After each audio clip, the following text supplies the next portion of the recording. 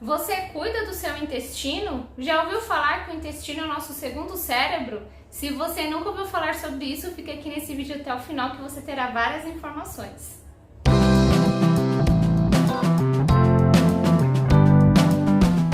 Olá pessoal, eu sou a professora Luciana e aqui nesse canal você encontra informações, curiosidades, revisões sobre a nutrição. Você já ouviu falar sobre o hormônio serotonina?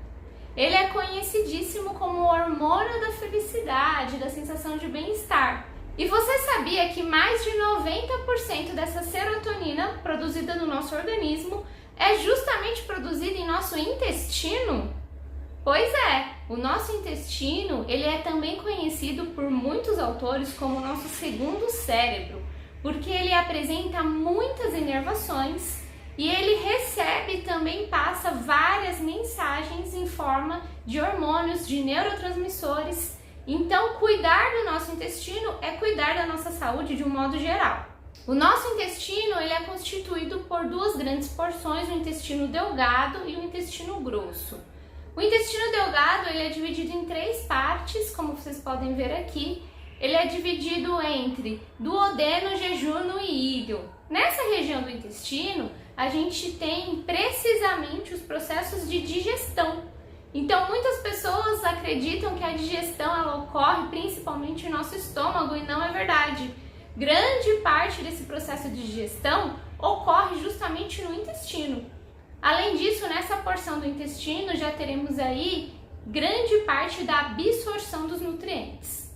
Já o nosso intestino grosso ele é dividido em principalmente quatro porções, quatro cólons, chamados aí de cólon ascendente, transverso, descendente e sigmoide. Além disso, ainda fazem parte aí dessas porções o reto e o ânus.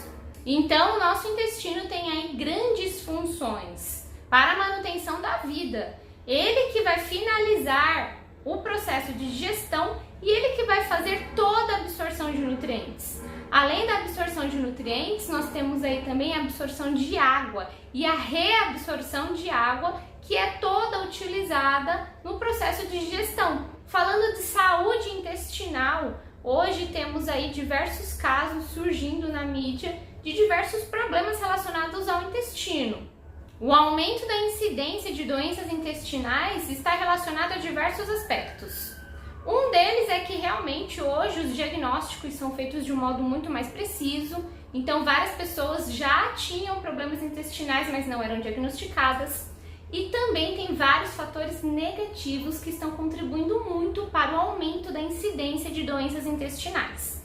Entre elas, o principal assunto do nosso canal, que é a alimentação. Então, diversos alimentos prejudicam e muito a saúde intestinal. Entre estes, os alimentos industrializados. Eles vão aí promover grandes prejuízos à nossa saúde intestinal.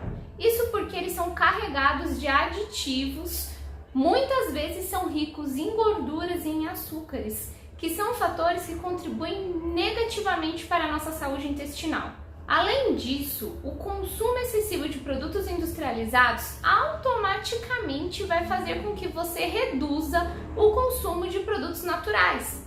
Então, por exemplo, se você consome muito mais produtos industrializados, como biscoitos, pães, bolos industrializados, você automaticamente reduz o seu consumo de frutas, hortaliças, e aí então você contribui negativamente para a sua saúde intestinal.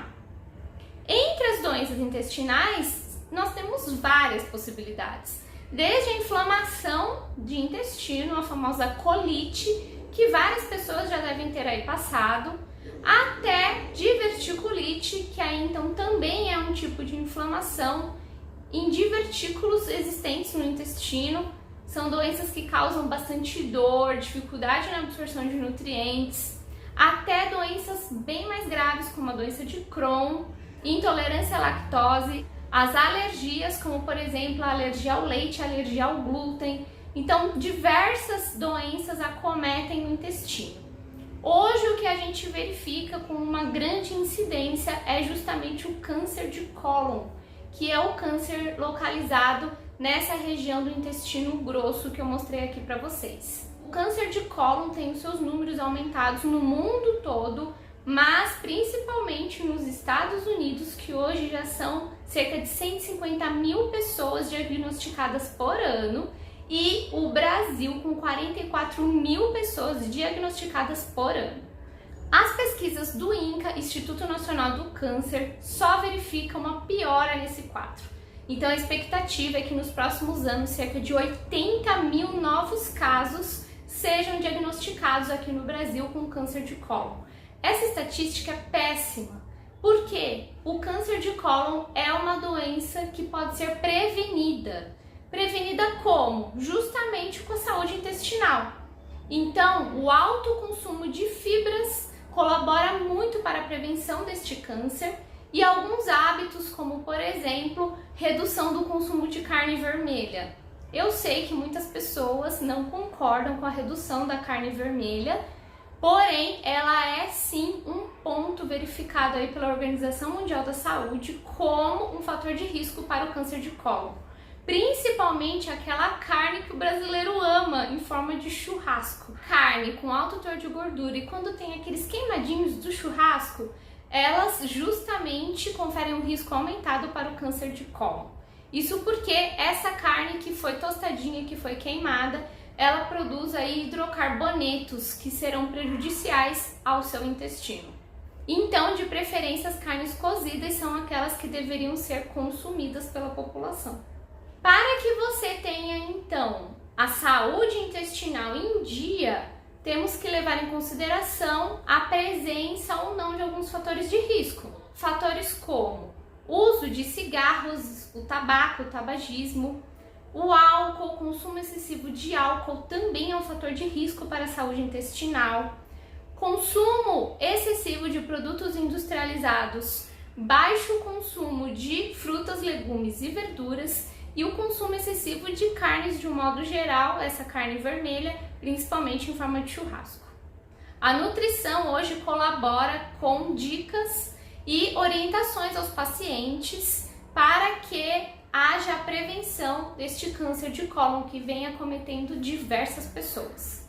Além então do câncer de cólon, vimos aqui que diversas outras doenças acometem a população de modo geral quando a gente fala de intestino.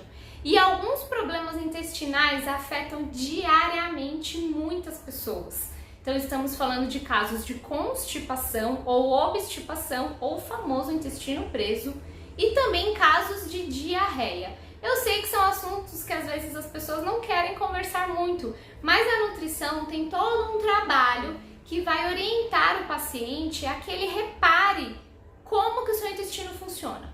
A frequência do funcionamento intestinal é muito importante, então faz diferença sim para a sua saúde global. Consistência de fezes também é um outro ponto que quando a gente fala o paciente fica até envergonhado, mas isso é natural. Você tem o funcionamento intestinal, então deve perceber como que ele ocorre. Dores abdominais, flatulência. Então, prestando atenção em como o seu intestino funciona, você conseguirá colaborar muito para a sua saúde de um modo global. Produtos que auxiliam na saúde intestinal também são os probióticos e os pré-bióticos. Os probióticos são os micro-organismos que a indústria consegue colocar hoje em determinados alimentos. Então, os famosos leite fermentados possuem grande quantidade de probióticos, alguns iogurtes também colaboram, e os pré-bióticos são fibras que vão auxiliar como substrato para esses micro-organismos.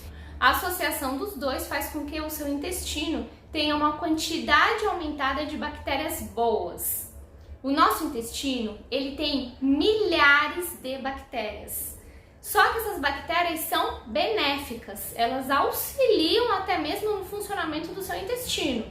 Então nós devemos ter um número ideal de bactérias benéficas para que as bactérias patogênicas não tenham espaço. Como que nós conseguimos isso? Com o consumo de probióticos, com o consumo de fibras e mantendo a saúde intestinal.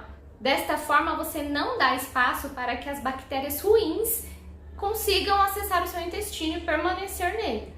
Além do consumo adequado de fibras, Um aspecto importante no seu hábito alimentar que pode fazer diferença para o seu funcionamento intestinal é o consumo adequado de água. O nosso intestino necessita de água para que ele trabalhe corretamente. Além dos aspectos envolvendo a alimentação, nós temos aí fatores do estilo de vida de um modo geral, como prática de atividade física e o sono adequado. São fatores que também colaboram para que você tenha saúde intestinal. Se você ficou com dúvidas aqui nesse vídeo, deixe aqui nos comentários. Eu te vejo no nosso próximo vídeo e até lá!